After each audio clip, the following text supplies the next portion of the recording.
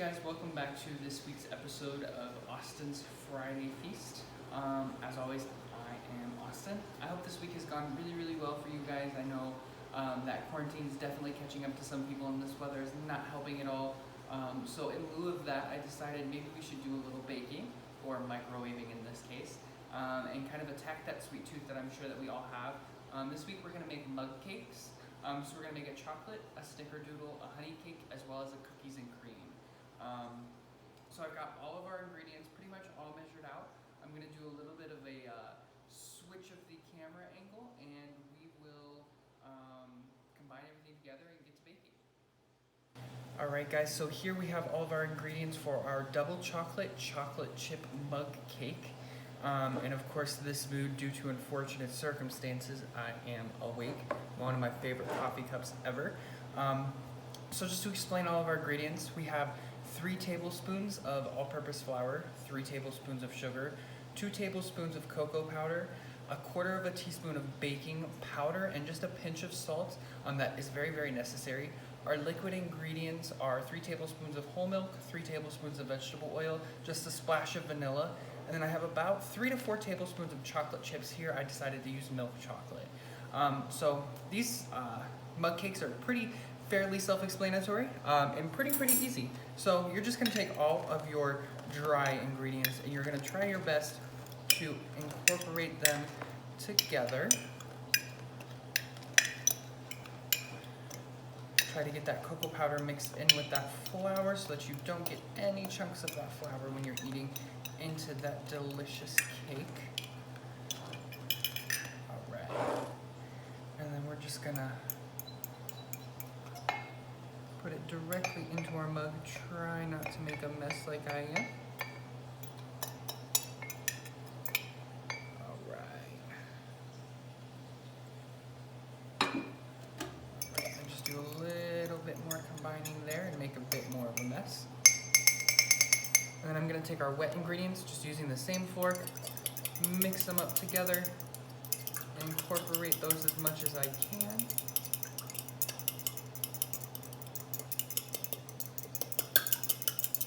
Alright, and then I'm actually just going to pour those right into the dry ingredients. And mix as well as you possibly can. I'm using a fork. You can definitely use a spoon. You could use a whisk. I feel like a fork gets down into those corners a little bit easier. Just mix as well as you can. You do not want to bite into flour or anything like that in your cake. You could also use an electric mixer. Just whatever you feel is going to mix it up as best as it can be mixed. And when you've got everything pretty good mixed, you're just going to take all of your chocolate chips, dump some in there, mix them in, and then I actually just saved a couple for the top. Make sure you get all of that off the fork there, right into the mug. And then I'm just going to put these ones right on top. And this is going to be microwaved for about 2.5 to 3 minutes. This doesn't have any eggs or anything in it, so it's definitely okay after even 2 minutes. But I'd say at least 2.5 to make sure that middle is cooked. And we'll do the other cakes and see this at the very end.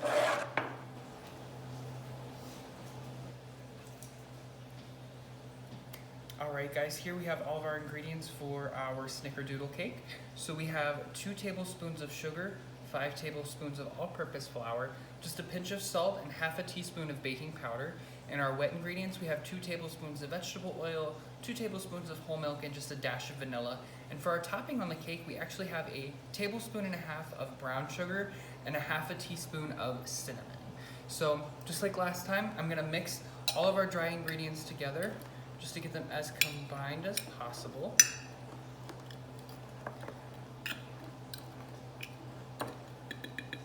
And then mix our wet ingredients together.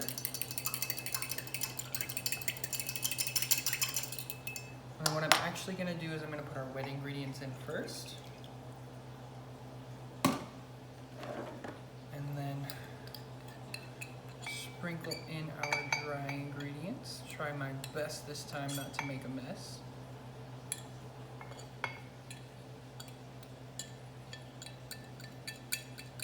Perfect. I'm just gonna mix all of this together.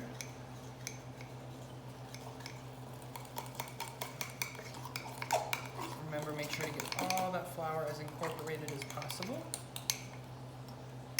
And then just for this, I'm going to use the back of another fork and just spin it around. Mix that brown sugar and cinnamon together so that we can put that on the top of our cake. All right. Scrape this up on the side there. And then we're just going to sprinkle this on top.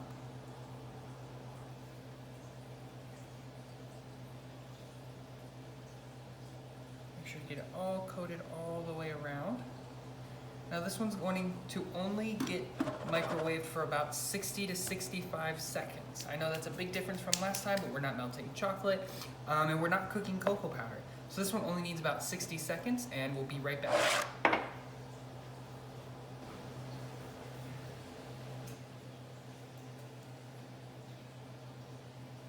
All right, everyone, here we have all of our ingredients for our honey cake. We have 2 tablespoons of butter and 2 tablespoons of honey here in this mug. I have 1 medium egg with a dash of just a little bit of vanilla in there with it. Always make sure to crack your eggs separately so if you get any shells, you don't want it to go on your cake. I also have 3 tablespoons of brown sugar, 4 tablespoons of all-purpose flour, a 1/4 teaspoon of baking powder, and just a pinch of salt. Now in this mug, what I did was I heated the honey and the butter for about 30 seconds and allowed that butter to completely melt and mixed it all in together. Make sure to allow it to come to room temperature, stick it in the fridge for about 5 minutes even, that would be perfect. I'm working with an egg with this recipe. You do not want to put it into hot honey and butter. It would definitely scramble it. You don't want scrambled eggs. You want a honey cake. So this is a pretty easy recipe with the cooled down butter and honey. What I'm gonna do is I'm just gonna scramble my egg a little bit. Just whisk it around. And then into this cooled honey and butter, I'm just gonna mix it in.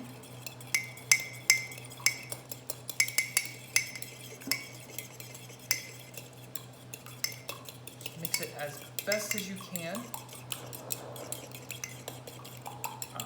And then I'm not even gonna worry about mixing our wet ingredients for this one. I'm just gonna plop them all right in with our wet ingredients.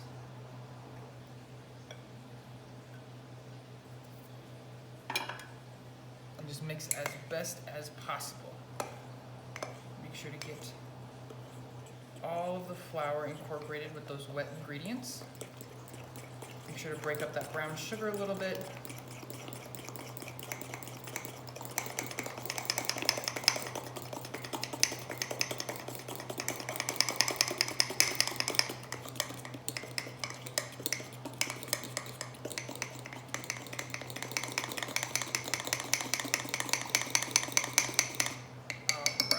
Now this cake is going to get microwaved for 1 minute and 30 seconds. That 1 minute and 30 seconds is very important because we are working with an egg with this one, so we don't want that egg to be undercooked. If you find that your cake is still a little underdone, give it about 5 to 10 more seconds and you should be perfectly good.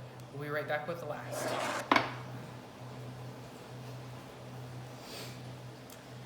All right, everyone, here we have our ingredients for our cookies and cream mug cake. So we have a 1/4 cup of white chocolate chips. We have 3 tablespoons of whole milk. We have 4 tablespoons of all-purpose flour. We have a 1/4 teaspoon of baking powder.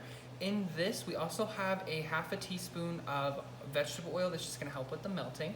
And then we have 2 crushed Oreo cookies and just a pinch of salt. So in this mug, what I already did is I heated the 3 tablespoons of whole milk for about 45 seconds in the microwave. And what I'm gonna do is I'm going to add the oil and the white chocolate chips right in there with it. And then I'm just gonna give them a stir until it's completely melted.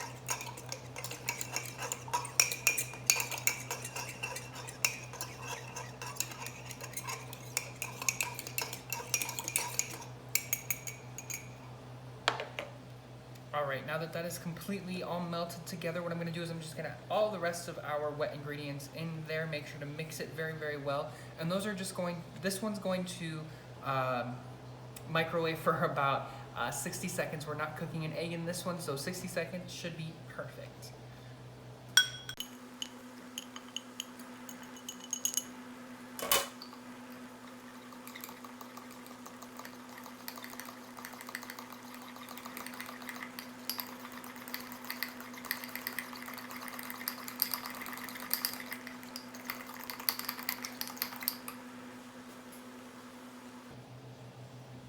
All right, everyone, here I have all of our finished products.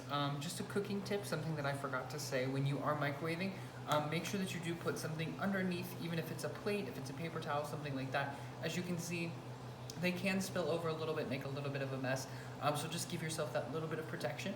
But I'd say they all turned out really, really well. They all cooked perfectly. I let them all cool to room temperature. But as you can see, some of the tops are a little bit bland. The Snickerdoodle one obviously has that great topping for us, but I figured let's kick it up a notch a little bit with all of them. So what I did was I made some whipped cream, and what I'm gonna do is I'm just gonna give each of them just a dollop of whipped cream. Yumminess for us.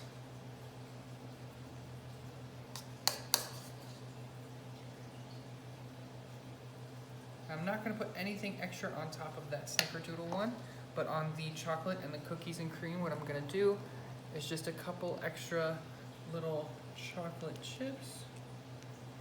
And on the cookies and cream one, just a couple Oreos. And then on the honey one, what I'm going to do is give it just a little drizzle of some wildflower honey. Just add a little bit of that extra honey flavor on there for us. All right. Now I'd say those look absolutely perfect. I'm not gonna put you guys through watching me eat all of them, but I do suggest making them. They all smell really, really good.